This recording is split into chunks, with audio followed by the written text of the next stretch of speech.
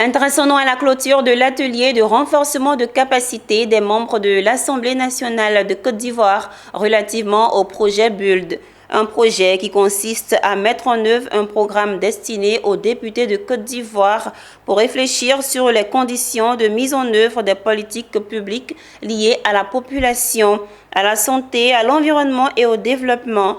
L'atelier s'est achevé sur des recommandations et une volonté de mettre en place un réseau des députés afin d'atteindre les objectifs fixés. Du 19 au 21 juin, une trentaine de députés ivoiriens étaient réunis en atelier dans le cadre du projet BULD. Un projet qui vise à renforcer les capacités des députés sur les problématiques et exigences liées à la santé, à la planification familiale, à l'environnement et au développement. Il s'agissait de leur fournir, entre autres, des contenus et des outils leur permettant de disposer d'une meilleure compréhension des thèmes de référence. Il est bon de noter que ce qui différencie le projet BULD des autres types de projets, c'est que le projet BULD est un projet intégrateur.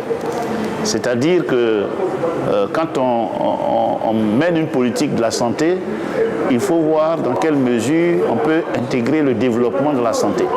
Quand on mène une politique de développement, comment on fait pour intégrer les aspects liés à l'environnement? Quand on développe un projet lié à l'environnement, comment on fait pour intégrer les aspects liés par exemple, à la santé?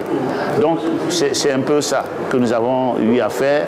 Sur le projet BULD permet aux députés d'adopter des politiques intégrées facilitant l'atteinte de résultats de développement holistique, inclusif et durable. La création d'un réseau des députés pourrait accentuer ces actions en faveur des populations. Le réseau, ça nous permet, vous savez qu'à l'Assemblée, nous travaillons par groupe parlementaire, mais ici le réseau, ce sont des députés qui ont l'ambition de travailler dans un cadre plus élargi avec l'ensemble des autres députés. Cet atelier a été organisé par l'Institut africain pour les politiques de développement et ses partenaires.